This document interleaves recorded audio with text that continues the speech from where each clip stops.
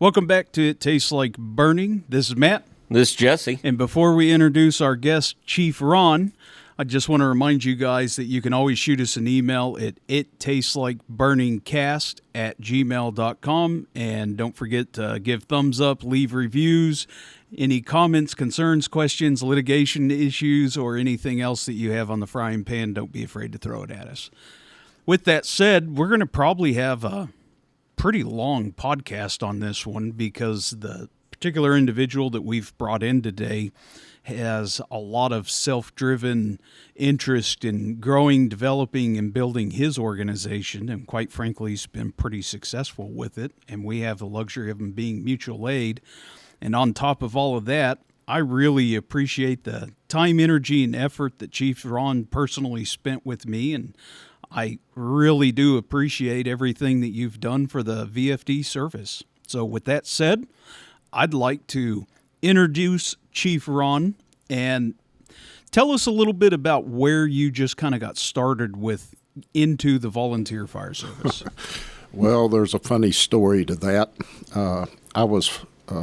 My career was in the oil and gas industry, and I was very fortunate. I was able to retire a little bit on the early side. And shortly after I retired, my wife and I were on the way to a Christmas party. And it was one of those nights where the weather was lousy, the roads were slick, and the next thing you know, we're in a automobile accident where my car is rear-ended and the front is thrown into another car. Nobody injured, but the car is ruined. Car has to be towed off. It's totaled. And so we're standing out there, and it's miserable. It's misty. It's 30 degrees.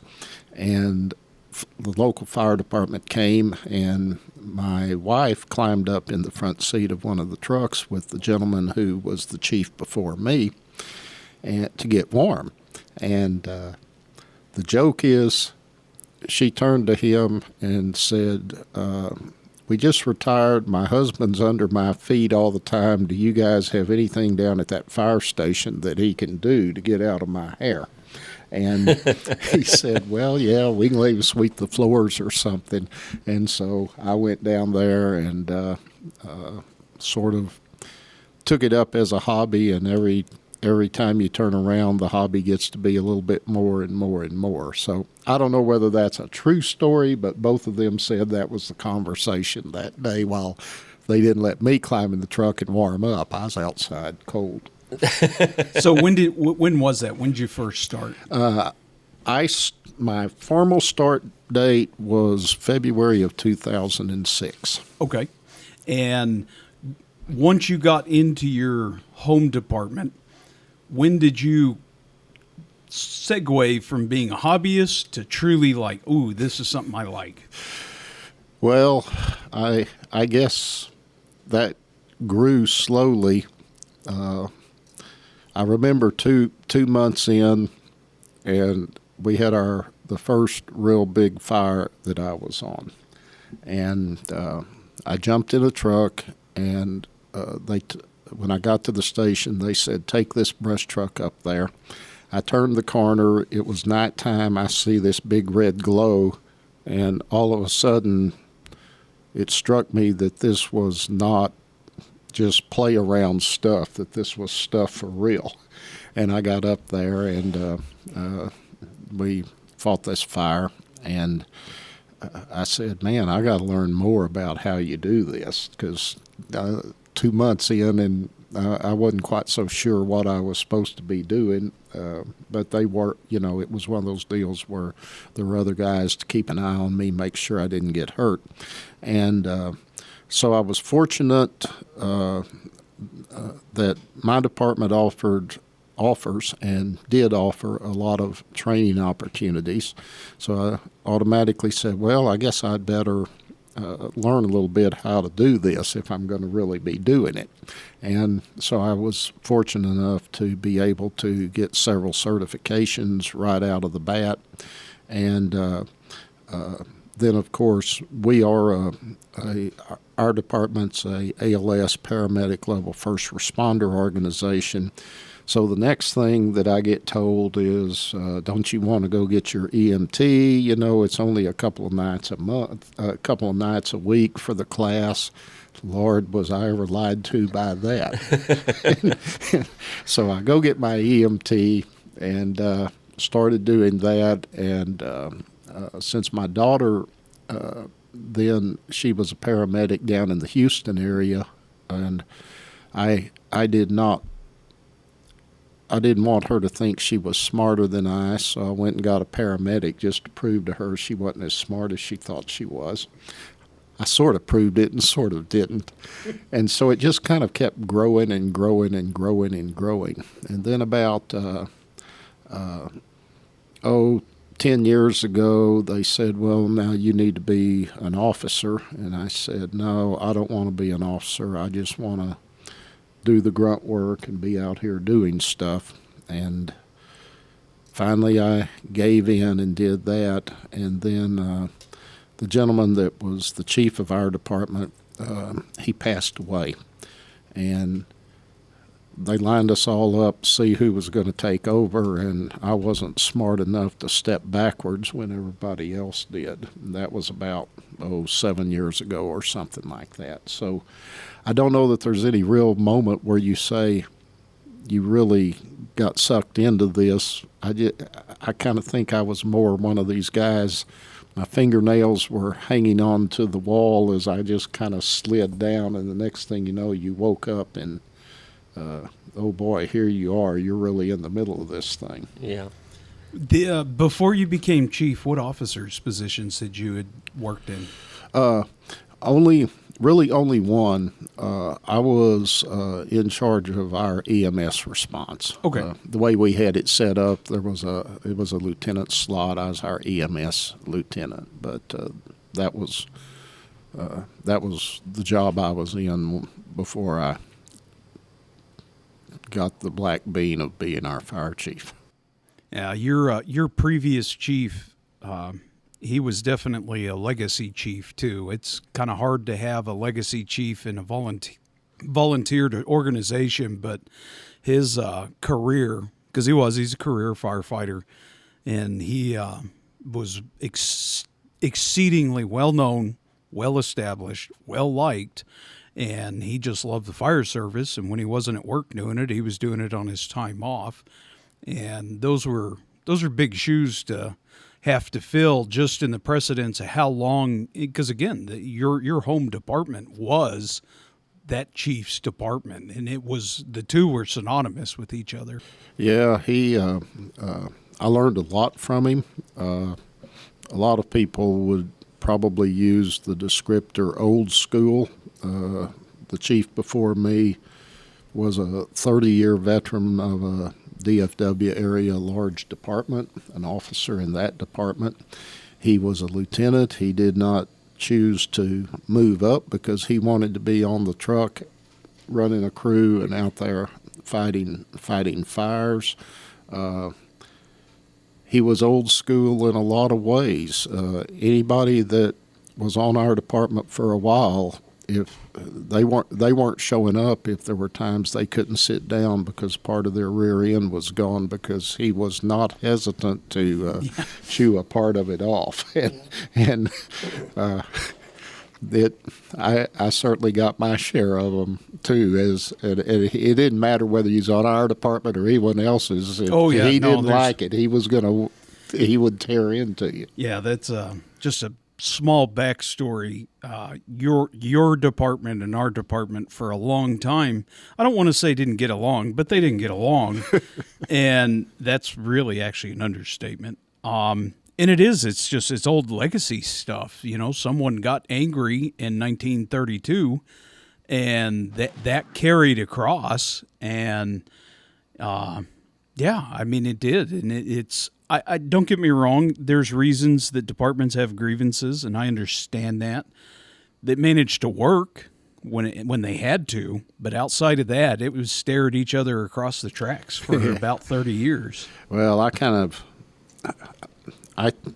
consider that I and our officers, we've got our hands full trying to run the department we're trying to run. And I don't think I've got any reason or any suggestion that I bring anything to the table trying to tell somebody else how they should do theirs. I'll do mine. We'll do it the way we think is best. We'll copy ideas that we can from anybody else, and hopefully get better. But we're way past the days of, when different old companies would hurry to see which one got to put the fire out, so they were the one that got the insurance payment. We've come a long way since those days, and I mean, for instance, one of the ways that we respond is we have a chief's vehicle, and the chief, if we take a call of any significance, the chief heads straight to the scene, try to get there and try to get things a little organized as the remaining apparatus rolls in. So we have the command vehicle, but I don't take that command. If we get called on an automatic or mutual aid call, I don't come in a command vehicle, because that's not my role on a mutual aid call. On a mutual aid call, it's to make sure our crews contribute what the department that's hosting the event, if you will, needs, and usually I come driving a truck or something else.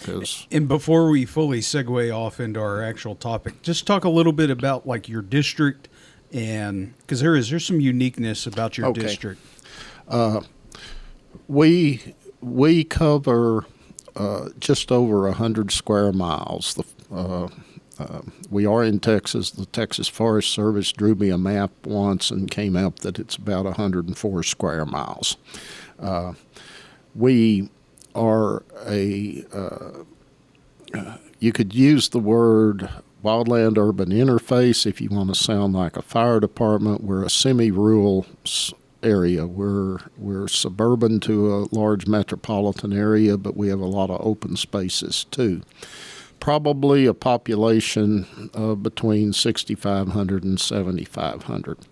The unique thing to us is that our district, or our 911 response area, primary response area, extends into 4 different counties, which is both a curse and a blessing. It's a curse when you get in one of our trucks and look at 4 different radios and don't even know which microphone to pick up and how you're supposed to communicate in this particular county if you're going on a call with some other department. But there's advantages that come from it too, because each of the different jurisdictions offer different types of training opportunities and different type of growth opportunities. As a result, because of where we're located, our department, similar to your guys' department, fights more fires than most volunteer fire departments do. We're going to be on a first alarm assignment going in a lot of different directions. You guys are in a similar situation because I'm familiar with your department somewhat. And whereas a lot of volunteer departments that are also doing the EMS stuff the way that we're doing it will be 80-90% EMS calls month in and month out. We're between 40 and 50% just straight up first responder EMS calls.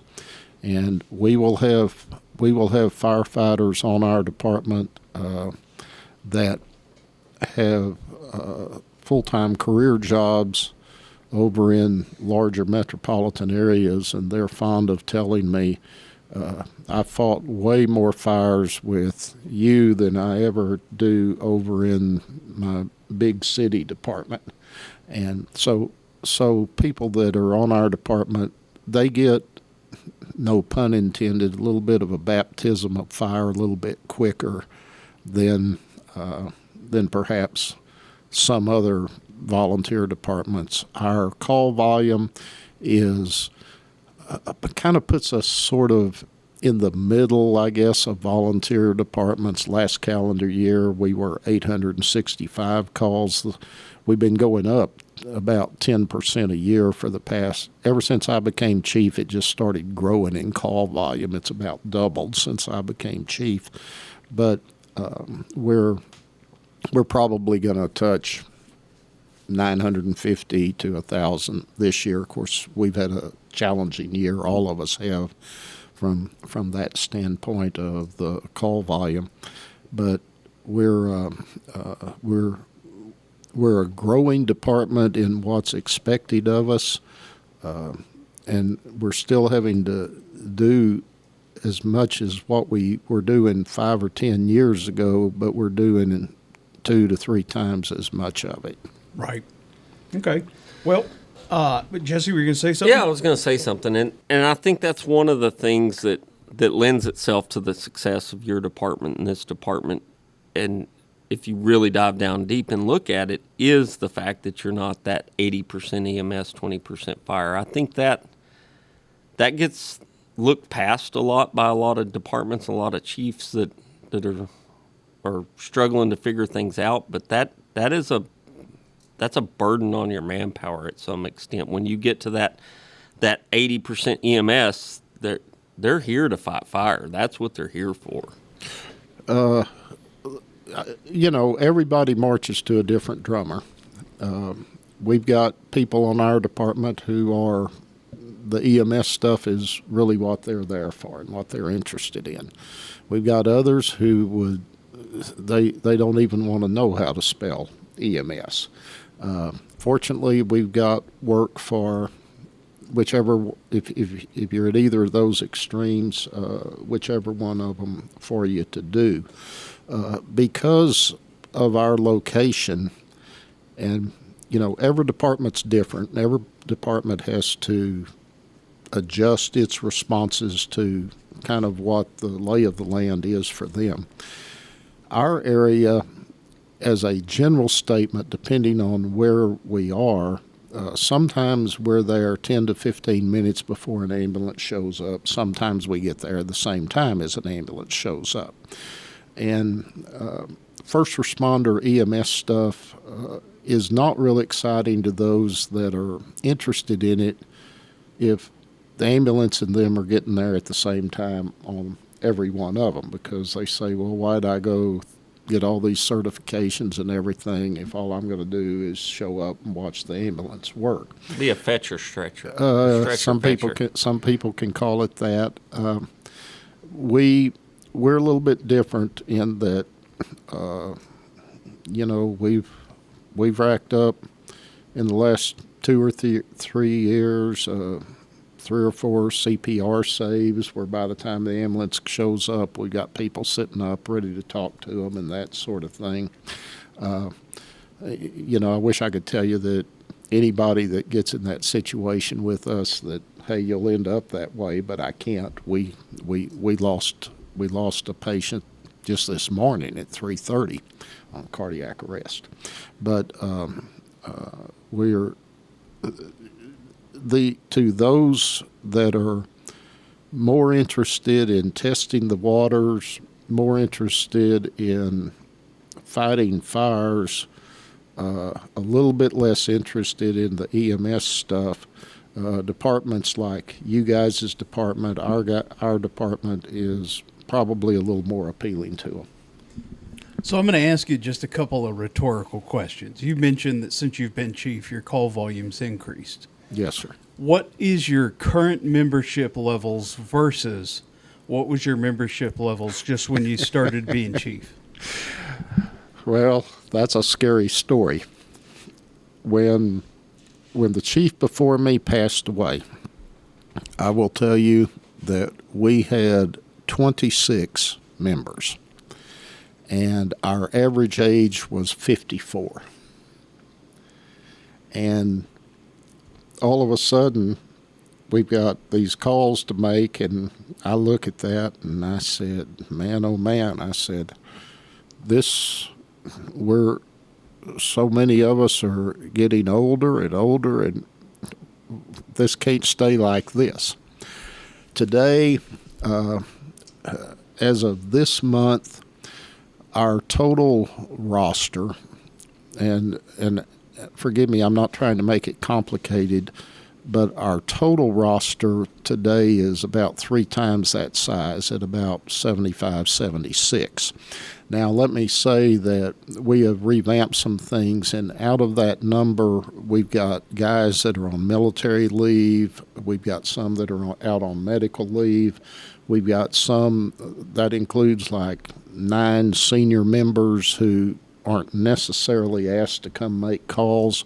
When you subtract that off for this month, and it's up a little from last month, we're at a roster of 55 that you would say is in a position that if available, they could respond on a call. So we're a little bit more than twice what we were when I took over, and our call volume is a little bit twice what when I became chief. Now, I know the numbers aren't directly proportional. Like the example I'm going to use is us. Mm-hmm. So we're a population, our town's 11,000, our ETJ is 11,000. So we're at 22,000, and I'm going to just say we're at 65. Okay. Your town, what's the population of your town? Because your town's very specific to your department name. So what's the population of your town? Just under 2,000. Okay, so you're at 2,000, and you have 55 members hot to trot, ready to run. And my question to you is this. How did you manage to solve the fact that everyone's all doom and gloom? There's no volunteers. Volunteerism's dead. The department's going to roll over and die. We're all screwed. There's no hope. Yet somehow or another, you managed to find some light. What'd you do? Well, I guess the first way I would answer that is, while my career was in the oil and gas business, the last 5 years before I was able to retire, I ran it was the second largest chain of convenience stores and truck stops in the United States. So we were selling. And it was not an answer for someone to come into my office and whine to me, we just can't sell X, Y, Z. I mean, now, convenience stores, the things that you're busy selling is obviously gasoline and big-time cigarettes. That's where most cigarettes are sold these days, is convenience stores. And beer and wine was a big component of it. Not to try to be off color, I jokingly tell people I'm probably the best cigarette, beer, and condom salesman that you've met lately. And I won't digress, but there's some real tricks on selling condoms that work real good. You can make good margin on those items. So what you really boiled it down to is that it's a marketing scheme, and don't let me.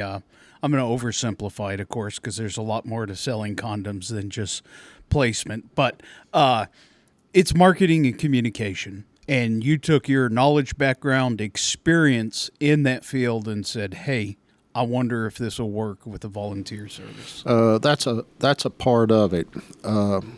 It is not an answer that it was not an answer to me in that business when someone says, we can't sell this. Sometimes they were right and it was the wrong product. But I know we've got the right product, so throw that excuse out the window.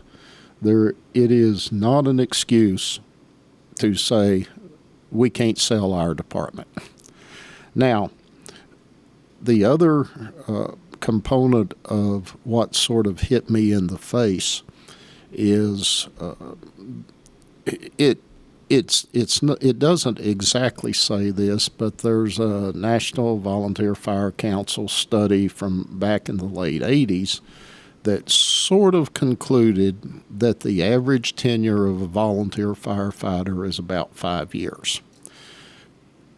I will tell you that if you look at the 26 of us that were on our department 6 or 7 years ago, and you look at us today, there's only about 4 or 5 of us that are there to run calls. Either they've aged out or moved or life changes have come into place. One of the things that I did early on in my oil and gas career is I was in exploration production. We drilled wells, primarily gas wells. And one thing about a natural gas well is however much gas that well is going to produce over its life, each day what's left goes down. It is depleting. And you are constantly looking for places to drill new gas wells to keep up and offset the decline. That's the same thing in anybody's volunteer fire department.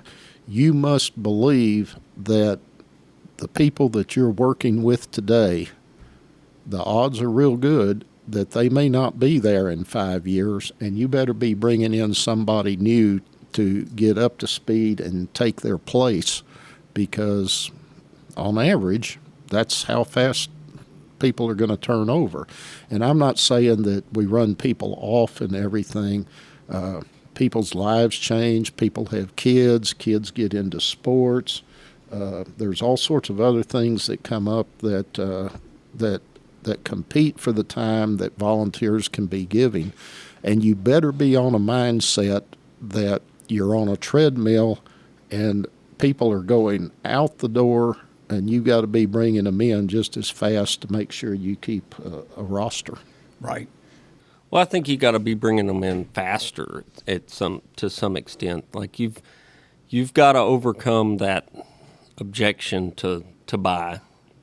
Let's call it where you're selling something, because we've talked about this before. We're selling a lot, but you've got to overcome that objection to buy at a faster rate than what you're losing them to attrition because of growth. If you're driving through our area and you kind of live around here and you have a traffic accident, I will promise you that before you leave the scene of that accident that you just had in our area, I'm going to try to recruit you. There's applications sitting out there in my command vehicle right now. One of my best officers of several great ones that I'm blessed with, that's how I've got two officers right now that the reason they ended up on the department was sort of similar to my joking story about how I did, because they were involved or part of an incident out on the side of the highway, and we struck up a conversation and they got recruited. They left that accident with an application in their hand. If you're going to be a salesman, you got to be always looking for that opening as to when you can latch on to somebody. And what else have you done for the recruitment front? Well, here's what in my opinion, here's what you're after. And when you can get there, and we're not there, but when you can get there, you've really arrived. What you need, what the goal really needs to be is that the members that come and join your department after they've had an opportunity to kind of observe how things work and everything, they think highly enough of it that they are willing to recommend and bring their friends over to consider working with you. That's the best testimony that anybody can give to your department, because these are people, they see it with both your good points and your warts and your ugly points. And if they're willing to hang their friendship with somebody out to say, hey, I'm over here on such and such a volunteer fire department, I think it's really a good deal. You ought to come with me one night and check it out. That's the best compliment that I and our department can get paid. Yeah, that's up there. Is there anything else besides just member references that you're doing for recruiting? Well, like I said, my antennas are always up anybody that I bump into that's moved into our area or that frequents our area, yeah, I'm going to invite them. I'm going to talk to them about it. I will say that I am sort of blessed that the program that our state volunteer association put together a few years ago that has some advertising and a ability to contact and say I'm interested in volunteer firefighting because of my unique situation, I get those referrals from 4 different counties. And so if and just like a salesman, if one of those referrals comes in, now like if it happens to be in the county that you and I are in, I quickly pull up the address. If it's closer to you, I'll shoot it to you and say, hey, have you seen this one? And that's happened. Sometimes people see one and they shoot it to me and said, have you seen this one?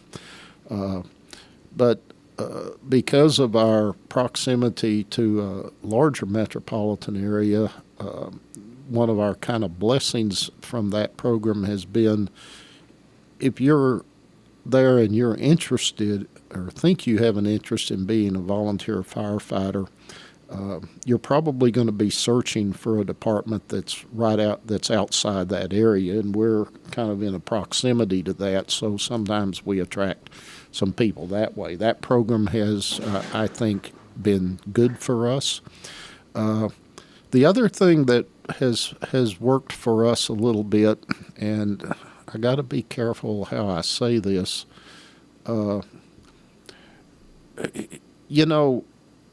everybody has a unique personality, and every fire department has a unique personality. And it's very possible that there can be somebody who would really flourish, say, on your department and just wouldn't fit in on my department.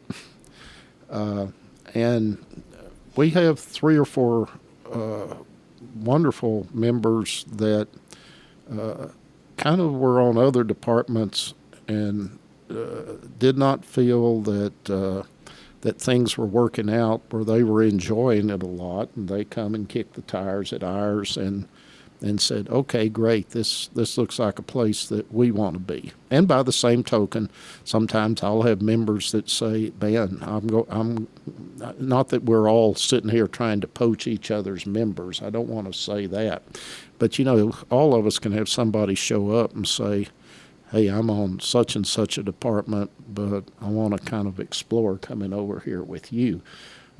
Normally, I never go pursuing other people's members, but if someone's coming that way, I'll probably be talking to that chief and say, hey, I got this guy showing up or this lady showing up. I'm not trying to poach your member, but if it's a situation where they're probably not doing the job at the department that they're on for whatever reason, not contributing, if they come on to mine and they become a contributor, great. We didn't, as a total volunteer fire service, we didn't lose them. And by the same token, if I get that phone call on the other side by one of the surrounding chiefs saying, hey, I've got so-and-so that showed up over here and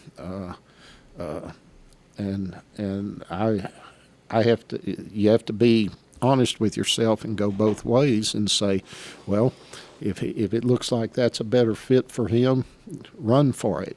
Give it a whirl. See how it goes, because we don't want to lose anybody. I've always looked at that as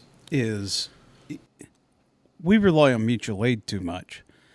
And if you sit there and intentionally undercut the departments around you and you're poaching their people and they're already a long ways away, what good is that really doing? They're never going to make a truck. They're driving past or maybe driving in the opposite direction, but the other station's exponentially closer. And don't get me wrong, I mean, we have the same thing. We have people that travel in between departments. Recently we had one guy, we screwed up on his address. We thought the street was in our town. He's on the department for 2 months, and then we finally realized, like, by pure accident, that it turns out that he's not even, like, I don't want to say not close to us, but he's in another department's district. The problem is that he's settled into here. And it's like, oh, hey, by the way, if you didn't know this department's literally across the street from you. We've had that. And then you also run into, they may live somewhere, but every single person they know is associated and known to your organization. I get that. But realistically, just the average unknown person walking in off the street, 99% of the time, I'm going to send them to their local department. Well, and the other thing that happens too is that your department, our department, there's a large congregation of people that are at the station at any given time. So that where you live doesn't necessarily affect your ability to respond, because you can literally hang out here a day or two a week and run all the calls a person would want to run. We, once again, each department's unique and has to figure out what works the best for them. So anything that I say about what we're doing, I'm not trying to say, okay, great, Department ABC, just go do what I'm doing. No, That's the answer, and it's not. We do not require our members to live right there close to our stations. And I will tell you that that's paid good dividends for us, because here's the lecture you will get if you don't live in our area. I expect you to participate, and I'm not going to define participation for you. It's kind of like the Supreme Court said on pornography. I can't define it, but I know it when I see it. Participation means I need to see you training at our training meetings. I need to see you hanging around the station. I'm not going to blame you if you spend 8 hours at the station and that particular 8 hours, no call comes in, you were available. But I need to see you out here. And that has been a component to some extent about us having more guys hanging around the station. And it's worked well for us and paid good dividends. We've got several firefighters who, after they do that for a while, the next thing you know, they're selling their house somewhere else and moving out by us, and others that would like to do that. Now, I truly don't understand the mindset. Our term is dinosaurs. We have dinosaurs here that are emphatically opposed against anyone being on the department. And I swear to God, if they don't live across the street, then they shouldn't be on the department. And it's like, if they're coming in and they're here consistently, and again, define consistently, let's just say monthly, you're seeing them 2 days a month consistently, and they're doing stuff around the station, and they're catching calls that are popping in at that time, and they're catching 1 or 2 trainings a month on top of that. How on earth are you turning that person away because they live somewhere else? This goes to the broader messages of several of our other podcasts of stop treating it like it's 1932. Don't advertise in a newspaper and expect 300 people to come in. You have to actually modernize the organization to a modern society that we're operating in, and acting like that you're going to have a hitching post and you're going to be recruiting strictly through one avenue of a local organization, whether it be a bake sale or bingo night or the newspaper or word of mouth in your community, and thinking that that's going to be able to make the contact with, one, enough people, 2, the type of people that you want on your organization, and then 3, ultimately provide enough people to be coming in off of that means of advertising, marketing, communication, it's just not going to work. Well, I'm very fond of saying the days of having, for a department our size, 20 firefighters and they all make 80% of the calls, those days have long gone. And we kind of opened this discussion kind of talking about how there are some departments that believe they have reached the point to say there's just no volunteers. Society doesn't generate volunteers this year the way that they used to, and all those sort of things. Well, if that's where you want to be, you can be there. It's easy to be there. Just throw up every roadblock you can to people trying to be a volunteer firefighter, and I'll guarantee you, you can roadblock them out, and they won't be there. And you will what you're saying, we just can't get volunteers. Yeah, it'll happen because you've thrown so many hurdles and lowered your pool of applicants or potential applicants so much that it'll be a self-fulfilling prophecy. But today's society is not the same society that was there 15 years ago or 10 years ago. You've got a lot of dual income families that are having to really juggle kids between husband and wife or that are working.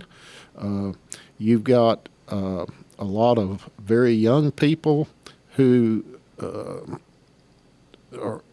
kind of looking around, trying to figure out what they're going to be doing, and sort of living at home. And whereas now I've got gray hair, so boy, nobody stayed at home with their folks when I was growing up. You got out. You got kicked out, but that's not the society we live in today. And so if you're not going to adjust to that, you're just way behind. The other thing I'm going to add to that is, and I say this as a joke, but I'm dead serious when I say it too. It's a different era with a kinder, gentler fire service. And if you were running a traditional old school regime, that is not appealing to any young man or woman really under the age of about 30. And you might have qualified applicant after qualified applicant come in, but they are literally not interested in participating in a Bhutan death march every time they come to the department, and literally being prejudiced against just because of their age.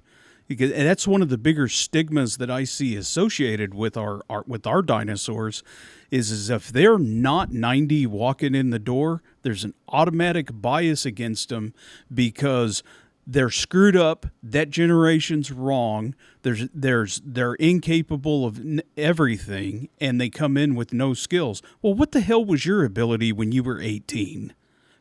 This discussion about the generational, that we're all doomed because of the next generation. This conversation's been had for the last 150,000 years.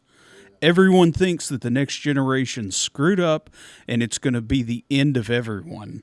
And the problem is that I think too many departments and organizations are using that excuse, and they're not putting in the time, energy, and effort that it actually takes to modernize, standardize, and just process a different concept. Because for you, Chief Ron, how long has this process actually taken for you to sit there and say, okay, we have this thing, I want to address it, I want to try some stuff, and then I want to see what happens with it. So what's the time period that it took for you to kind of put something in place and see what happened?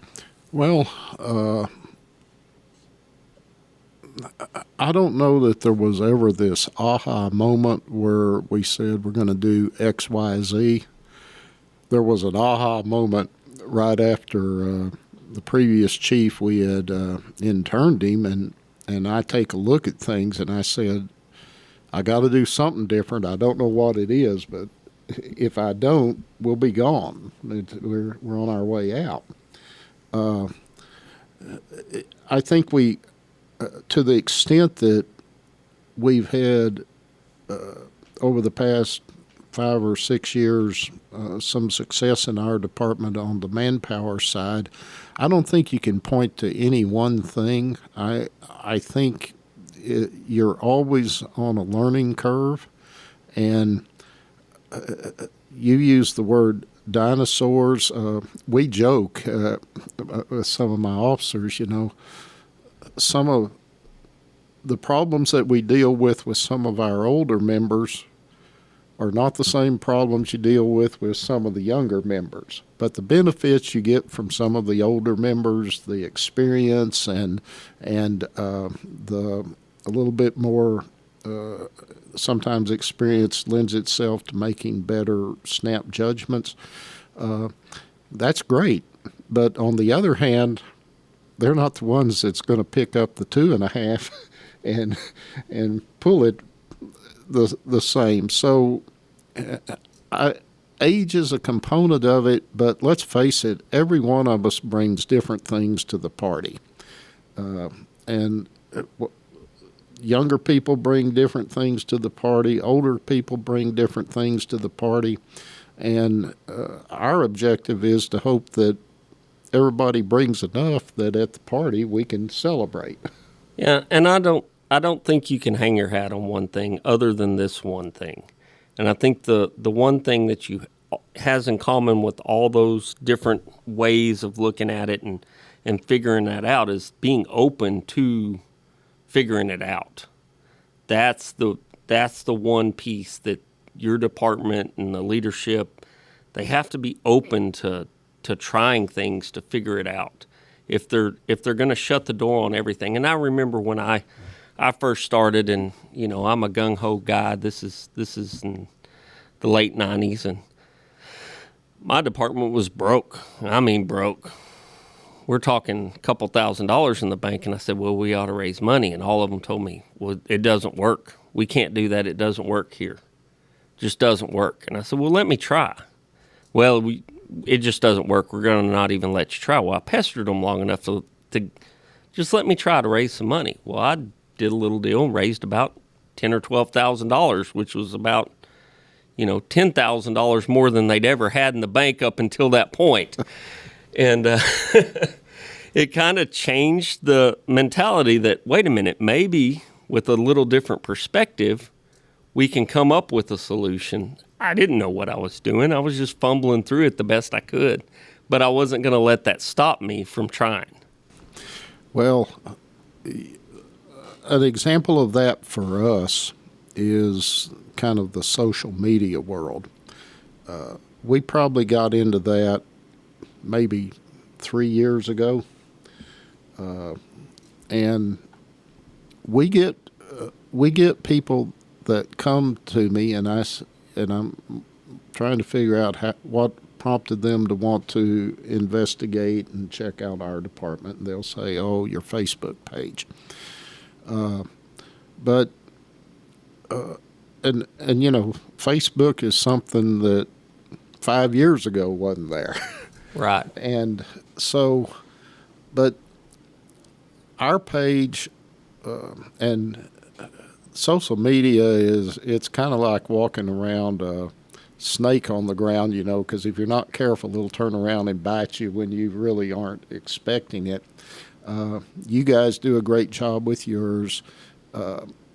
We try to put up on ours what incidents we're dealing with to a large extent. People are interested in, well, does this affect me? A lot of it has to do with the traffic. Yeah, we've had an accident here and the traffic shut down and everything. But it's not a big deal to go on social media or Facebook. Oh, guess what? Look here, yesterday we practiced getting ladders off the truck. That's not interesting to people, in my way of thinking. but they do react. A lot of people react to hey, this is what we've been working on or what we worked on today. We are being a relatively small department as things go.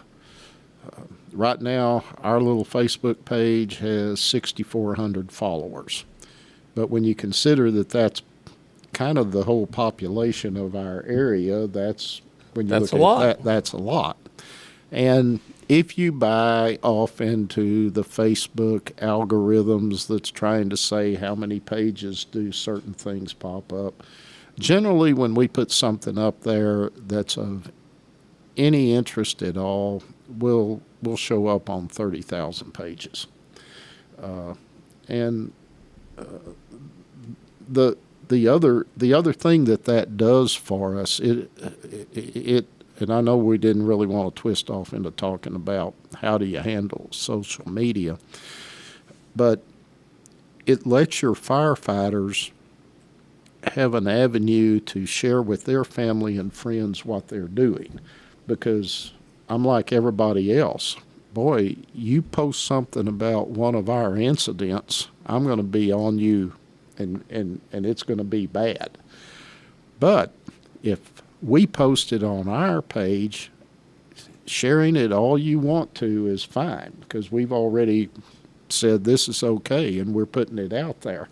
And so it gives you an opportunity for your firefighters to be able to tell other people what they're doing, tell their friends, hey, look what I'm doing, what my department's doing, and it's a little bit of free advertising to you. Right, and that's one of the angles that, we're talking about in modern age and modern marketing. We had the benefit of a very large Facebook group. Yeah, y'all probably way bigger than we are. Yeah, I I don't mean, know, our town's population, again, the city alone is 11,000, but we have about 15 to 16,000 followers on Facebook, and we've segued really heavy off of Facebook and tied that into our new website where our application's at, and we've really put all of those together, and we've seen a significant increase off of just the physical recruiting effort from just tactfully using our social media. And to kind of hammer a point that you were mentioning, to me, firefighting should be really easy to market, okay? It's free, it's cool, and it's addictive. The job's basically done for us.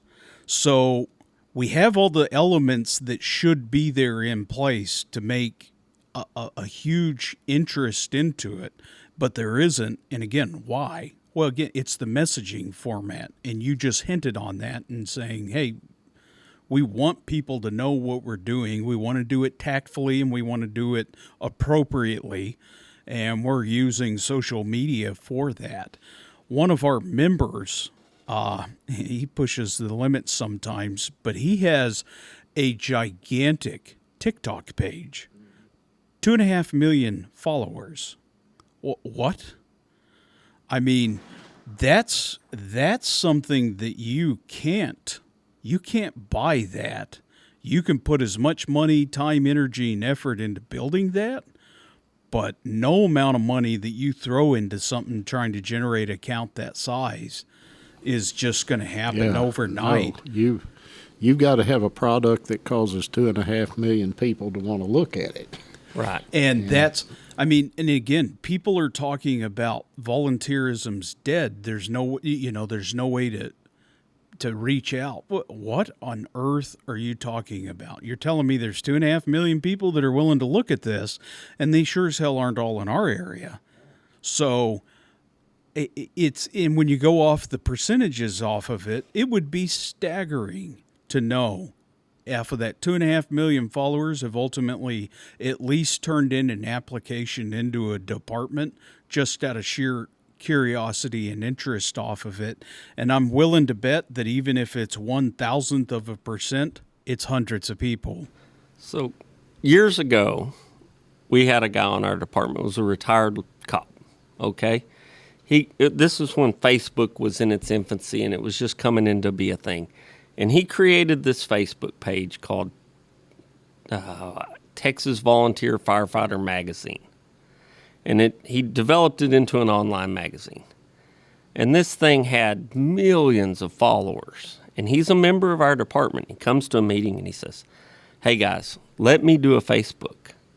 I've obviously got it figured out. I know how to do it. Let me do a Facebook." And they just the no was so loud that they could hear it 3 towns over, how loud this no happened. And I'm sitting there up at the front because I'm the president, and I'm just scratching my head going, you're the same people that are complaining because you're overworked and blah, blah, blah.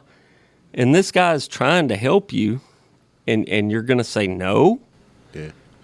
You gotta be willing to try stuff that you don't feel comfortable with. Exactly. And it might come back and bite you, just like that snake on the ground that you were talking about. Let me tell you, I jokingly say the only time our fire department does not screw up on a call is when we get canceled before the truck rolls out the door. Right. Back when I was working, you'd have all these management consultants come around and they wanted to talk about your culture and all of this and add words to it. But the truth of the matter is we're going to make mistakes. And you're going to make mistakes in your recruiting efforts. You're going to make mistakes in your execution on scenes. The important thing is to make sure we don't make mistakes that are going to really get somebody hurt or really set the organization back before you realize it.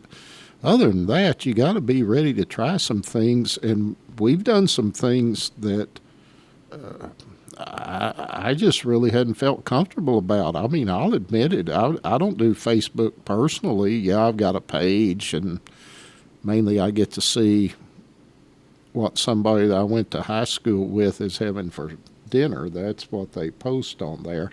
But I'm not really active on Facebook, but it became very evident very quickly that was a tool that could be helpful to our department, and whether it is helping build community support or helping you with your public relations or helping prospective volunteers kind of get a feel for what you're going on. You know, I wish I'd have caught on to it way before now. Yeah, it's just, and the kicker is there's so many possible avenues out there that just kind of go, even for us, you know, sight unseen, no notice. We're just not familiar with it. It's not in the toolbox. No one in the organization has it in the toolbox for, hey, try this out. And ultimately, you know, that's kind of the intent of this podcast, even though we have, you know, ones of tens of listeners, is if we can get out there and be able to just get people to really consider the self-evaluation of the organization, be honest with yourself, and then ultimately what it comes down to is what you just said. Try it out. There's going to be things that aren't going to work. There's going to be other things that work just fine. But you have to be able to take the risk. And sometimes that risk is financial. You got to figure out how to put some money to it. Facebook's a really good option because the first one is that you can do it for free. If your department doesn't have a Facebook page and you're doing it just right now, just started it up, got it going, chief's approval, you get that, okay, and you need to build the page. You'd be shocked at how absolutely cheap it is to advertise on Facebook. And I mean, we're talking less than $20, $40, $100, and you can start getting your Facebook pushed. And if you're just trying to build the page, that's what you're trying to do. You just want to make sure that your followers increase, because once you get to a certain level of followers, it's going to be a self-sustaining critter at that point, because the message itself will get propagated there. One other thing that I think is a little bit important is I think historically volunteer fire departments, when a new person comes and gets started with you, it's real easy for the existing membership to kind of sit back and cross their arms and say, well, let's see if Joe Smith's going to work out or not. Man, I will tell you, you're on our department for about a month or two. I'm picking your brain. What are you seeing that we're doing right?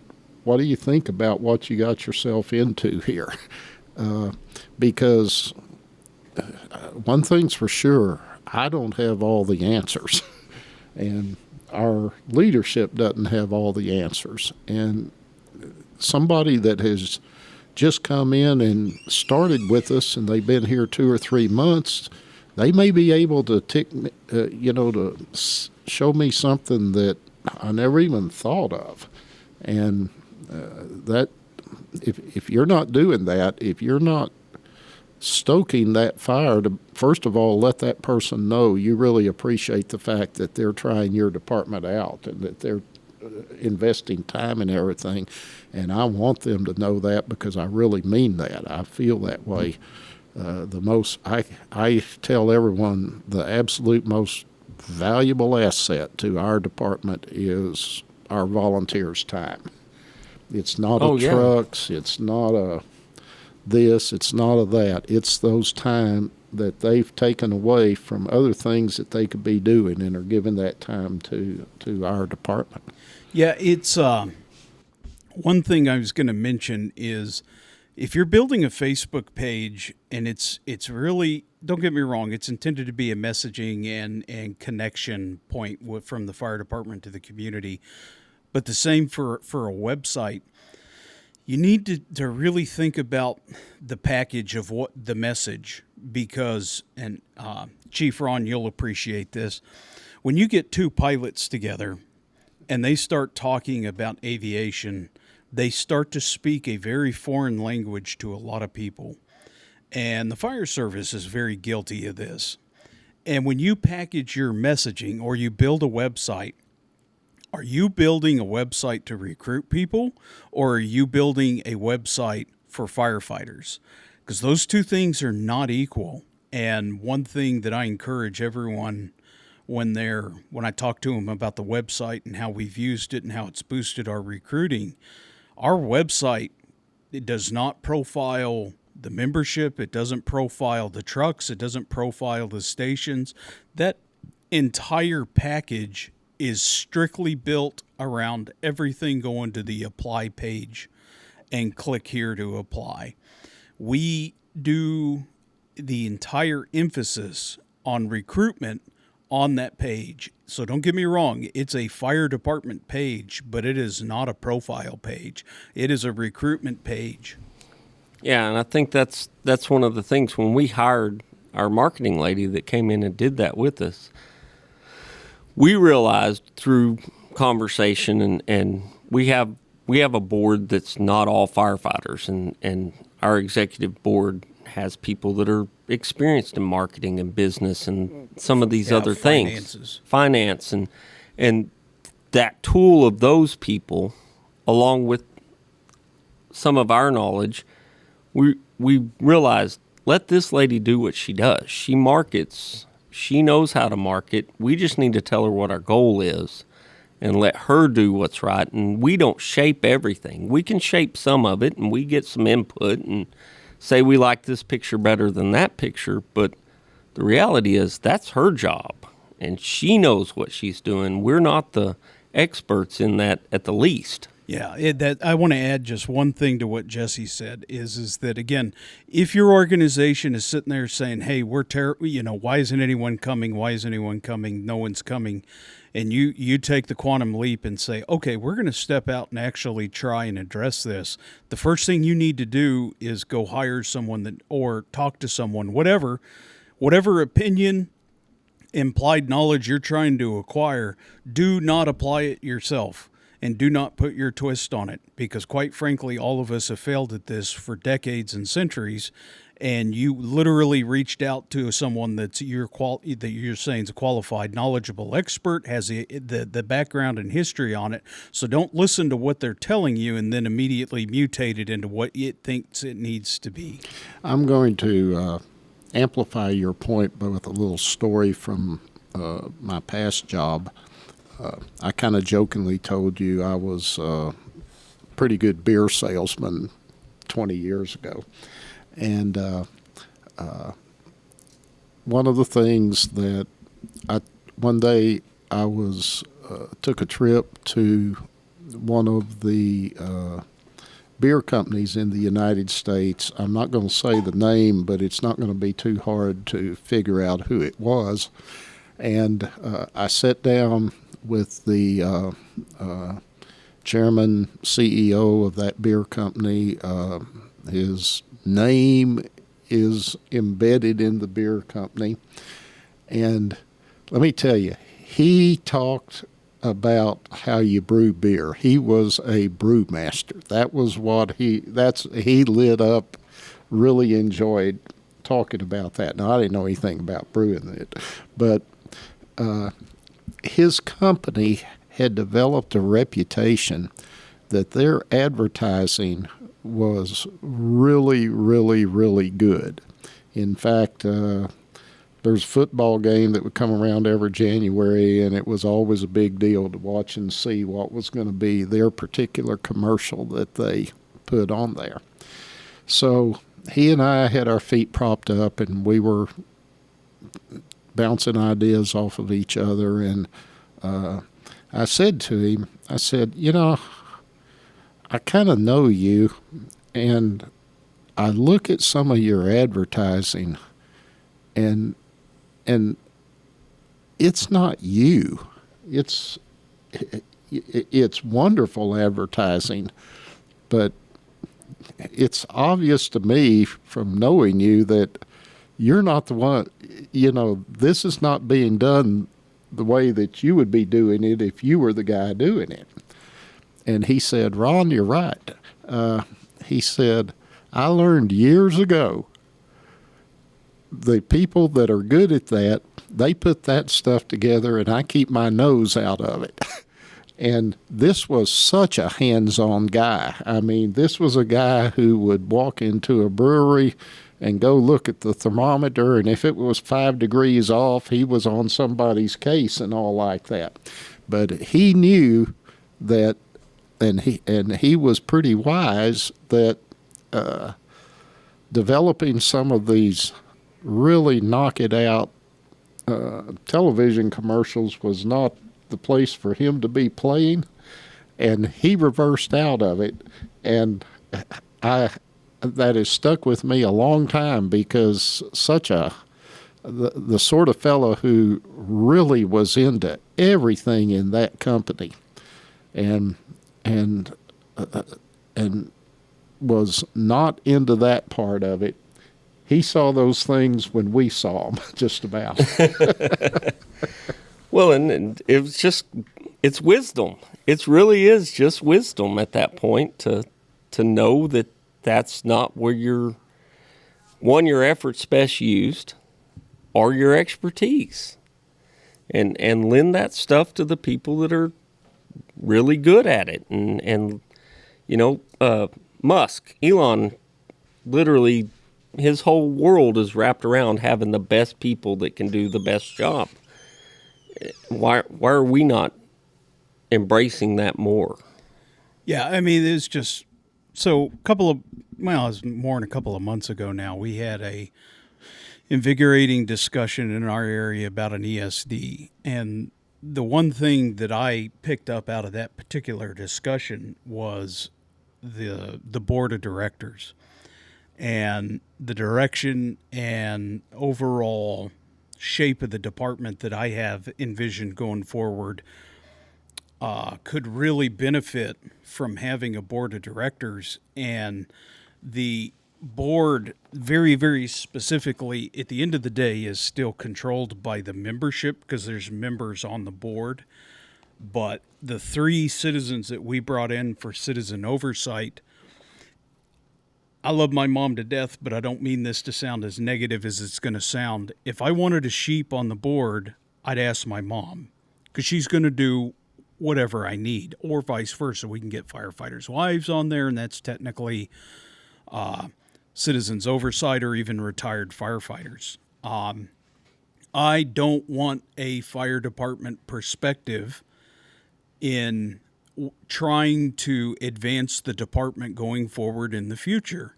I need a absolute non-fire based perspective.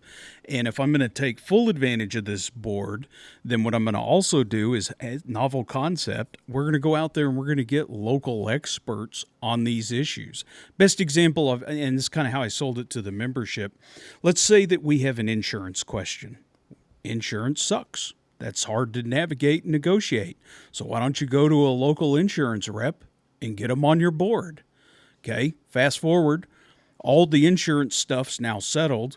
You're a year later, 2 years later, and let's just say that you have another financial question. Go get a financial advisor on your board. Tell the insurance rep, awesome, thank you. We really appreciate everything you've done, but we're asking you to step aside so we can get this other perspective in here. Or just when a board member steps down, bring in that financial rep. But go out there again, the kicker on this, you have to listen to them. That is why you brought them on. You have to listen to them. That is the whole reason you did that. Well, it's real easy to, and it happens in the fire service, fire departments a lot, you know. Guy gets, you've seen the placards that are up on the wall that says, he's the chief, he may be wrong, but at the end of the day, he's the chief. And while that's kind of a placard to kind of laugh at, or a little saying to kind of laugh at, you know, that's the way things probably were in a lot of departments way back when. And brother, if you're still there, I guess you might as well start figuring out what kind of locks you want for the doors, because that's where you're headed. Yeah, and I talk to people all over the state. I've got friends all over the state, especially I came from the other side of the state as a volunteer fire chief and all that. So I recently had a conversation with a guy that's long time. He's a almost a legacy kind of fire department guy, volunteer fire department guy, and he's telling me the same things that we're talking about. We don't have any young people. We can't get anybody. Nobody shows up, so I promptly just quiz him and be kind of a little smart ass, like I'm pretty decent at. And I said, so what are y'all doing to fix that? And he says, oh, we ran an ad in the paper. Okay, and you want young guys. How many young guys read the paper? Well, I don't know. We didn't think about that. Okay, what about a junior program? Oh, I'm not dealing with them. They're ridiculous and that's too much work, and I'm not doing it. Okay, so there's no young guys there. So where are we at now? What are you doing?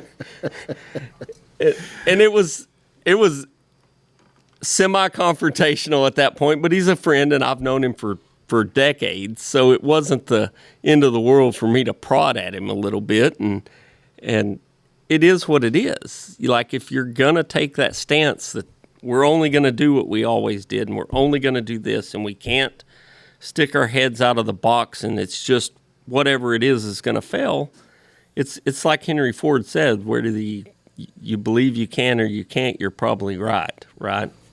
Well, we're in a, let's face it, we are in a risk-taking business. We understand taking risks on the fire ground. I don't have to tell you, anybody that's in charge of a fire ground is looking at it, and there will be those situations that come up and say, okay, if I ask our firefighters to do this task, I'm putting them at risk.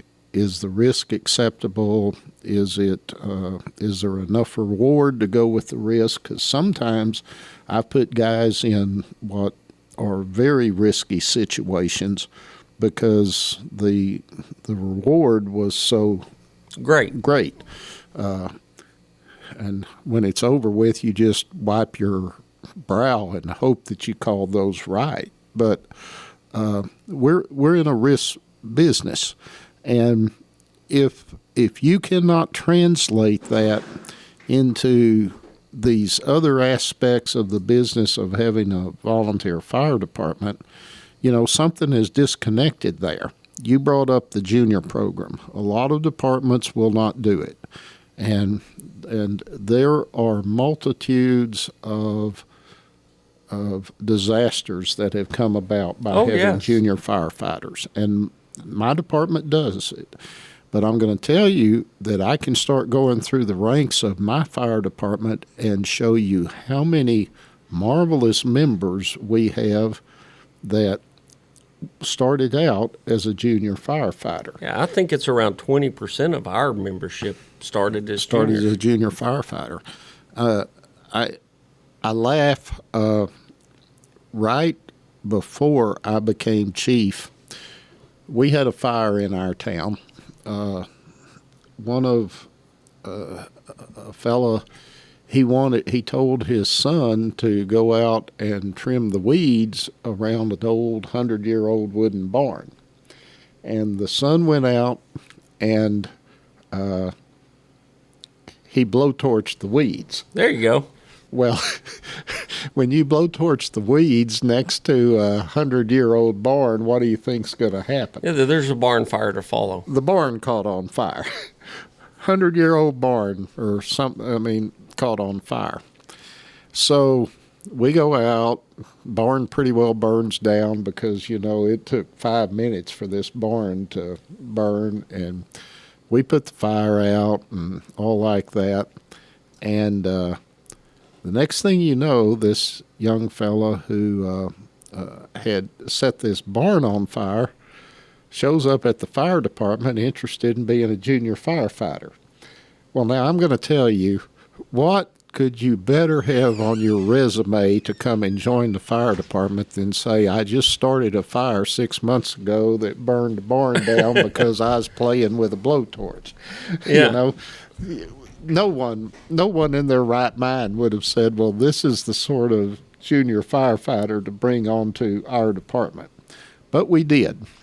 And as this young man matured, he became one of our key, mainstay, solid, contributing firefighters. He's since moved on into the military, and right now he's on a deployment. I miss him desperately. I'd love to have him back today, but he's obviously sort of moved on, at least for right now, with what he's doing. He's exactly the shining example of what you want to have happen with a junior program. I've got other times that we brought on junior firefighters, and one of them, I recall, had a challenging upbringing. Grandmother was raising this young man, but the young man had a uncle who lost his life in a public service job just a couple of years earlier. He was polite and everything, and grandmother was supportive of him learning about being a firefighter and all like that, and we brought him on. And first of all, you felt like you wanted to do something for someone who had lost a relative that he felt real close to in the line of duty in public service. And we brought this young man on, exactly the sort of fellow that you would have thought, probably if he's made it this far with grandmother raising him and all and that background, this guy's going to be a crackerjack. Well, within a month, started to find out he was out setting fires on me, and Creating work. Not only creating work, bad work, and so the next thing you know, we had a law enforcement headache that we had to deal with, and the young man is obviously not on our department anymore, and things did not go the way that they should have with him as he matured on and everything.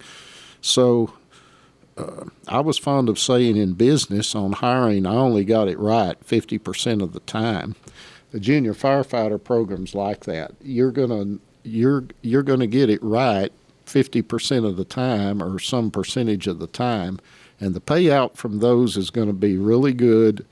And you cannot let those, in my opinion, those that don't turn out to that cause you grief and headache, you can't let them sink the boat for everybody else. Well, and I think generally that whole 50% or so of just general applicants, I mean, they're not all working out. That's true. They're never going to all work out. And, we need to be responsible enough to give them the tools and the knowledge and the things to be successful, but it's really ultimately up to them whether or not they're successful in this. It's not, we can't force that.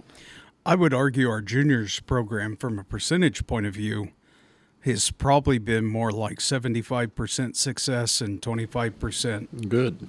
bad, but are unsuccessful. The problem for us is that 25% has generated some whopper I know. issues, and some of it's pedantic and some of it turns out to be pretty serious. And it's like, oh my God, I do not know if this is worth the trouble. Well, that's the reason I used the illustration of the one that I had that I thought would work out really good and didn't. And I'm going to tell you, when you're sitting behind the mirror at the law enforcement interview where this young man's being interviewed by law enforcement about what had he been doing, and you're on the other side, you listen to that, you say, oh man, why did I ever touch this? This is just a disaster and just awful. And then you go back to the station and the tones go off and you run a call, and the guy that you find yourself really depending on was the fellow that's now 20, 25 years old that was a junior for you 5 years ago. And you say, that's the answer. Because I'll illustrate it when I was drilling gas wells. If you never drilled a dry hole, you weren't doing your job. Right. Right. You've got to stretch past. Now, if you drilled all dry holes, you're in trouble. But you've got to be pushing yourself to where some of the things that you do don't work. And you've got to at least have the guts to say, okay, this one didn't work. I'm going to plug this well. But don't let it get you to where you never go drill another well, because you'll go out of business. Right. And That's a really good analogy, because it just is. Because it is. It's the even just recently. If we had one junior where I think both of us learned a lesson is that if you have someone that's on one organization and then suddenly just wants to change organizations, which is classically a red flag for anyone. They don't have to be 16 for that to be a red flag. yeah. But, we sit there and try and do due diligence and, to a certain extent, try and give people a chance, because how screwed up can they be at 16? And it turns out sometimes they can be really screwed up. Well, and frankly, I don't want to say unsalvageable, but, we're not the Salvation Army either, or the local, dog kennel. We're not a rescue organization in the sense of salvaging people. Well, the time investment, we just probably don't have the time investment either. Yeah, it's frustrating to all of us when you make an investment be they a junior or a new applicant, and it turns out you've drilled a dry hole, that this one isn't going to work out, and but you will err. Look at the lessons from it. Say, is there something that I could have done to prevented this one from turning out to not work, that is not throwing the baby out with the bathwater? Maybe there isn't, and you just have to say, this is just the cost of running the program and recruiting people and bringing new people in. But maybe you can figure out how to keep that from happening again. But it's you're just not going to foresee how people are going to be for you till you've got them there 4, 5, 6 months. Yeah, the other thing I'll add on a juniors program is if you do have someone that's got the patience of Job and they're running that, if they ever came to me and said, this one got to go, they got to go immediately. Immediately. Don't sit there and try and negotiate with them about trying to figure out how to salvage it, because... Well, different people can put in different trigger points. One of the things that we do, and of course where we are, the definition of being old enough to be a firefighter is 18. Right. So if you come on to us as a junior, and in our department, we do not have a interview committee. The chief doesn't pick who comes on the department. We want you to come to about a month or two worth of our meetings and rub shoulders with our folks, so that, and I tell people this, I want the new person to get to see a little bit of what we do and who you would be working with, because I've had applicants come, and after they've watched us for 2 or 3 meetings, they'll say, boy, this is a bunch I don't want to have anything to do with. And that's great. I'd rather know it there than down the road. Right. And on the flip side, it lets our people get to some extent, get to know the applicant. And we're like most volunteer departments. Once a month, we have a business meeting, and at that business meeting is generally when we will vote on new applicants to bring them in a probationary status. But if you come to us as a junior, when you turn 18, you'll get voted again as a member. As a full member. As a full member, or depending on if we've got certain criteria for moving off of probation. If you have met those criteria as a junior, you can come on as a member when you're 18. If you haven't, you'll come on as a probationary member and get the opportunity to finish that up and move off of probation. So I guess I would have to say one of the things that happens with us is, as a department, we take a second look at our juniors to see, are they going to make it, which is the point that you were making, Matt. There's some are not, and some are, and by the time that someone has spent a year or two with us as being under 18, lots of people have gotten an opportunity to rub shoulders with that individual and determine, is this somebody that we think is going to be a contributor, or is this going to be a detriment? And the bad part is, it's not we'll kick the tires and see. You kind of have learned this person's personality, and the department has. So sure, there's going to be some of them that are going to fall by the wayside. They're going to get into it, and they're going to figure out, this is not my deal, or I've got too many other activities in my life, or that sort of thing.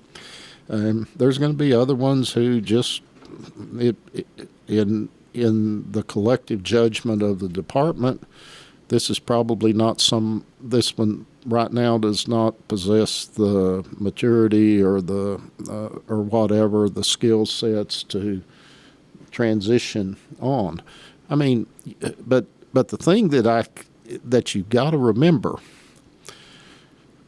whether it be on saying this is a junior that's not going to make it, or this is an adult member that's not going to make it, or something, to the guy that sits back with his arms crossed and just sits there and says, this one doesn't make it. This one does. I don't really value that guy's opinion very much if they're not bringing me new people in the door. Because if what you're going to do is you're going to be a member of our department and you think that your whole deal with regards to other members is decide who stays on the boat and who doesn't, and you have not, basically I'll tell somebody, okay, great.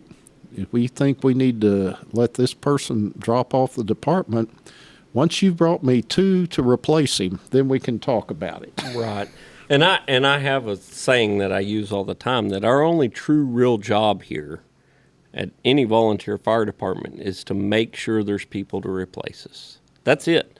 Everything else we do here is just stuff that happens in the middle. Our true responsibility to the department and the citizens and everything else is to make sure that there's replacements for us. Yep. And sometimes that's easier said than done. It is. Yeah, it's I think organizations have a tendency sometime to get, for lack of better words, too clannish. And that there's nothing wrong with saying, hey, we have a certain personality and disposition that we're looking for our organization.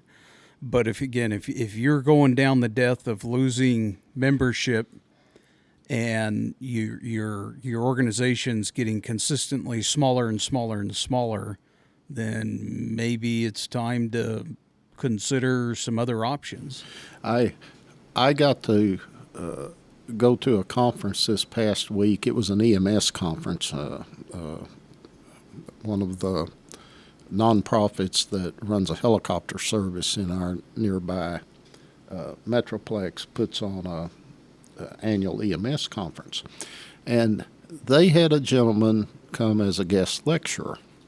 And, if you go to EMS conference, it's kind of like going to college classes. There's like 6 or 7, and you pick which room you want to go to. And so I happened to have been interested in one of the topics that he was talking about, and I went in there, and he did a great job presenting, but I noticed and he had all sorts of credentials. He was a flight nurse, getting on helicopters, the whole 9 yards. But I happened to notice that this gentleman, he walked differently. His posture was different. He didn't. He moved. His motions were not smooth. I said, that's kind of funny for him to be doing something like that. Well, subsequently, they had this gentleman talk to the entirety of the group.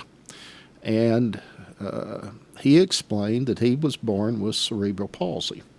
And he had, to a large extent, figured out how to accommodate that and everything. And he went through some of the challenges that he went through adjusting to doing certain tasks, working around the challenge that he was born with. And he showed how he played football. And while he wasn't the star of the football team, they put him in, and he was a quarterback. And the first play, when they put him in the game, he got slaughtered. But he got up again, and he kept going. Second time, he dropped back and threw a touchdown pass, as a high school quarterback. But then he began to talk.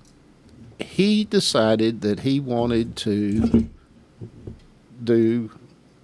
become a firefighter. Well, I hate to tell you, this guy did not look like a firefighter, just the way he walked and everything else. And he did not live in our state. He lived in a different state where they certified firefighters and volunteer firefighters a different way. And he was fortunate enough to go to a fire department that had a chief that said, if you think you can do this, we'll give it a try. We'll run you through the training, through the academy that he was going through. And no sooner did he get in than he began to realize that other chiefs were coming to his chief and saying, this fella isn't going to make it. You might as well. He's going to get someone hurt. He's dangerous. You're going to need to get rid of him.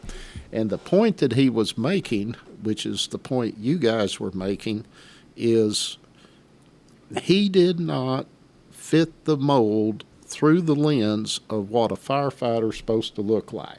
If he walked in here right today and said, I'd like an app to your fire department, you guys would say, I'm not so sure that that's who we want to have on our fire department. He ended up being second in his class in the academy because he was driven and he did it. And he goes on into the emergency medicine field and was a phenomenal success. And your point being that sometimes we prejudge what people can do, it was a marvelous illustration of how in the fire department world we'll prejudge what someone can do rather than let's see what they can do. We have a perfect story of that, not nearly on that level, but we just had a new applicant who he's in a band, and he when he came to the meeting, he had a chartreuse green 2-foot tall mohawk. Okay, now I'm all about being open and accepting, but we are at the bare minimum in a retirement community, and we do have a public interaction, and you can't not vote. Well, I'm sure plenty of people do, but you can't not vote someone on strictly because of that. So here was the compromise, and I wasn't telling him to do it. It wasn't a give or take. Well, the only thing we asked him to do was change the color. Change the color to something else. Please do that. That's all I ask. And if you do that, you wear a hat, you say a lot. So between that, we're good. I've got a firefighter that was on a call with me last night, and his hair's pink. Yeah, I've seen that one. Well, his mom is dying of breast cancer. So now let me tell you, he has historically enjoyed changing the color of his hair, but he's wearing pink hair right now because of his mom's situation. Good enough reason. And that's plenty good enough reason for me to have pink hair. Yeah, it's people, again, it's not 1950. Yeah. You know, the attitude on piercings and the attitude on hair color and tattoos and the way people physically dress in our society, that has changed. Whereas 20 years ago, if you had a visible tattoo that wasn't going to be able to be hidden by even a short sleeve shirt, much less long pants, and that was the dress uniform for work. If they knew you had a tattoo, you wouldn't get the job. Large cities in the state of Texas that back in the early 2000s, if you had any tattoos, you would not get hired, period. Well, it just all goes to say, and we're circling around and saying the same thing about 8 different ways. Things change, people change, society changes, and if your volunteer fire department cannot adapt to that, you're going out of business. You may not go out of business tomorrow because you'll have enough of momentum left over from people that want to do things like and had values that worked 10 years ago, but you're on the decline and you're on your way out, and you will wake up one day and you're not going to get the job done for people because you did not do what it took to bring in, train, and motivate people that are a lot younger than I. I got told this past week, man, your fire department's full of young people. They all look to me like they're 14. And I said, well, you didn't see me standing there, because I don't anyway look like I'm 14. They're not 14, but yeah, that's and if we're not bringing those sort of folks along and letting them start to contribute and letting them find their way in this, who's going to be doing it when I can't do it anymore and you guys can't do it anymore? And that's sooner rather than later. Yeah. For me, a lot sooner. and your points, I mean, absolute, because if you're not doing the good work now to prepare them for it, or the organization for it, that is the entropy death of volunteerism, is the status quo. Well, it's happening and no one's doing anything to address it. And it just, I don't know, I know departments that are just around us that are still in the status quo and they're struggling.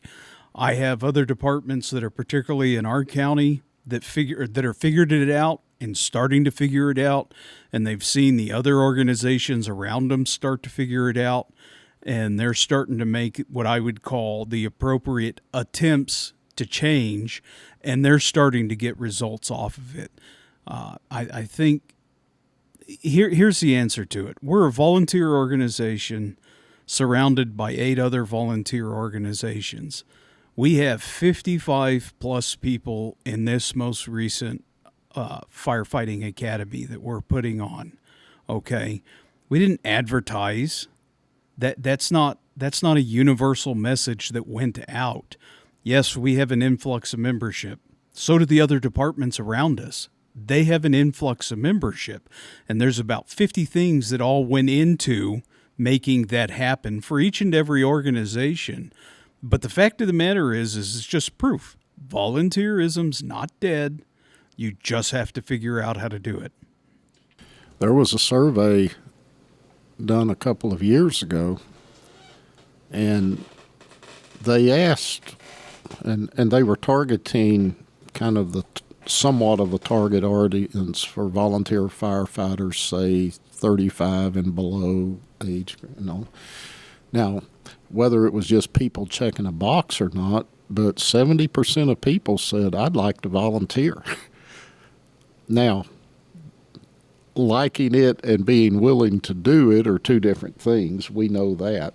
And certainly being a volunteer firefighter is a commitment. It takes time, and that time is going to displace something else that you were using that time for.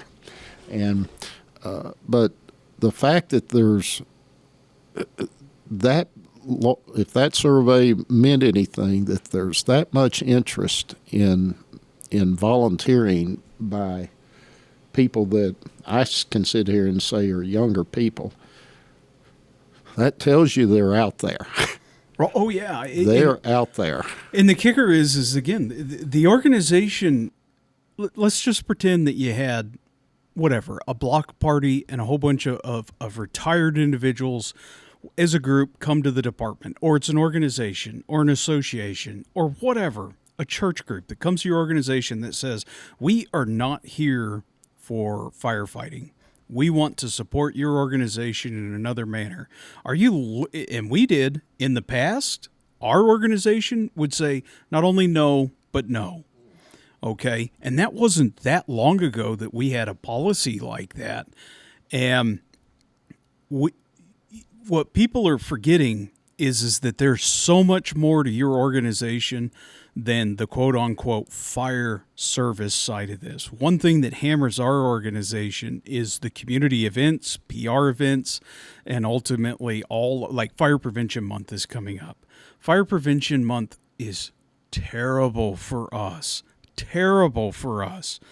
And one thing that we're trying to build right now is the official name, I think, is Support Brigade, because they're trying to actually get away from the name of auxiliary, just in the traditional meaning of an auxiliary is for realistically firefighters' wives, and they're looking to be just whoever wants to join the support brigade is whoever.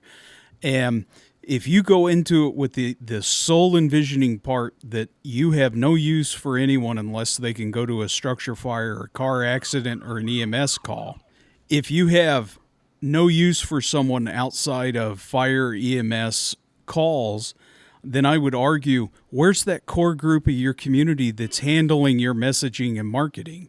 Where's the part of your community that can help you, supplement you beyond just support on your major fire scenes? You know, you can build an auxiliary group that not only handles the support of the fire department, but they can maybe help you with your marketing, your messaging, your community support, community representation. God forbid if they actually start tackling fundraising and that type of stuff. And it's incredible to me that just such a short time ago that we said not only no, but hell no. And it just makes no sense because we were already a busy, big organization. Well, one thing that I think is important to consider, and we didn't talk about it, is a commitment by somebody who is in a relationship, maybe a girlfriend or married or something, for someone to be a volunteer firefighter.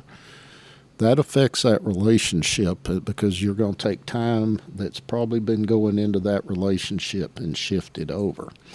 And you can talk about it in the scheme of being, support roles or stuff like that. But one thing that in today's society I think we have to realize is that you have to do a little work to try to involve that significant other of that person in your department, whether it's in the roles like what you described, whether it's all the way in the role of coming and joining up and doing the same thing, whether it's in the role of not doing anything formal but helping on the nights when you're having potluck dinner or whatever. It is. There are. I'm sorry, that thing keeps going off. There's just been a traffic accident, but you've got the problem of making sure that you don't force somebody any more than you have to pick between their relationship and your fire department. You come on my fire department, or our fire department, I should say, and I will tell you straight off, your job comes before this because we're volunteer. I can't replace your paycheck. Do not lose your job over doing this, because if you do, you're in trouble and I can't help you. Right. I tell them that if you're coming and you let your family life deteriorate because of this, you've messed up. Because even though we're fond of saying we're a family and all like that, I can't replace your kids or something like that. If we don't have someone to answer the call because everybody's got to be at their kid's baseball game or something, maybe we'll just have to live with that. That's the reason you want the bigger roster, so that somebody doesn't have that. And then the third thing that I tell folks is if you're involved with your church or religious organization, we can't replace that. Don't give that away for being on our department. And if you've got to go take care of those things, those are priorities. Go take care of them before you come and mess with us. We'll find somebody else to fill in when you're not there. And we're not doing it right now, but I will tell you that on our training room, the back room is a children's playroom because I've got folks who, okay, I'm between my ex, I've got the kid this night. All right, well, if there's not a place for that kid, then they're not coming to your training meeting or something. And if, say that you've got somebody who's both of the members of that couple want to participate, and they've got a child that, what do you want them to do? Go get a babysitter so they can come to your meeting that night? Well, you're going to lose out. Right. And so right now we don't have a standing child care worker there, but we have been doing that when we had some kids that fit. And I've got 3 firefighters this year that have had babies, so we're gonna be back to doing this pretty soon. Well, and the far-reaching benefit of that is those kids that spent their time playing at the firehouse, where do you think they end up 10, 15, 20 years down the road? Picking an old guy like me up when I fell out of the bed. Exactly. Or put me in the ambulance, yeah. Yeah, I don't have the typical family and children and wives and all that stuff, and I would have never have even remotely thought of something like that, because that's just not in my realm of operation. Well, and I was blessed when I started this. My wife started in an EMT school at the fire department, and she went to class, I don't know, a couple weeks, and she came home and said, "You need to join the fire department. You'd like that." And so literally she brought me into this world, and we did it together for years. I mean, she was a volunteer firefighter. She worked EMS. I reluctantly went, I guess I better go to EMT school. Did that. We both worked EMS. It was just a blessing that I had that. And then when we had a kid, she quit doing it, and then she started doing it again, and I've just never stopped. But she understand. There's a more understanding because we both did that, and the reality is she brought me into this. Well, I told you my story. Mine sort of did. Yeah. That wasn't totally probably the way it really worked out, but I don't know. It's what they said. Yeah. So, but you can't let. We have members of our department, or have had over the years, whose marriages have failed. And of course, failed marriages is not something that is just fire department. That's a society thing. It happens. But we have some who a component of that marriage going off the tracks was the time that one of the members in that relationship spent away from the other at the fire department. And I don't think we're unique in that. There's others that are around like that. Right. And if something like that happens, sometimes we can't avoid it, just as running a fire department, being a fire chief. But obviously, if something like that happens, and the fire department could have kept that situation from developing by being a little more attentive to those relationship needs that are outside the fire department, I mean, everybody's lost. You lose firefighter. You know, there's so much time and energy that goes into how those relationships fall apart and be put back together and whatever, and so everyone's a loser. So if there's a way that a fire department can make any stab at helping avoid any of the blame of that coming on the fire department, you kind of got to do it. Right. Well, but I can keep going. How long are we into this? We're getting close to the 2-hour mark. We've done good at this one. Chief Ron, I really appreciate you coming in. I appreciate all the help and advice you've given me over the years, and your friendship, and I just thank you very much, and your support, particularly for not only our organization but for our little rookie school that's really grown into something. I just can't say thank you enough for everything. I have a sneaky feeling we're going to have you back. Hopefully, maybe not necessarily the next one, but here maybe at the end of the rookie school, we'll kind of do a absolutely. debrief on that. And moving forward, and same thing, more than welcome to please give us updates on progress with your organization, and let us know what new and awesome and spicy things you're trying out. Outside of that, again, I'm going to remind everyone, if you have a question, concern, comment, issues, statements, memorandums, please send us an email at ittasteslikeburnungcast@gmail.com. This is Matt. This is Jesse. And thanks again, Chief Ron. Thank you, guys. We're going to call it an evening there. See you on the next one.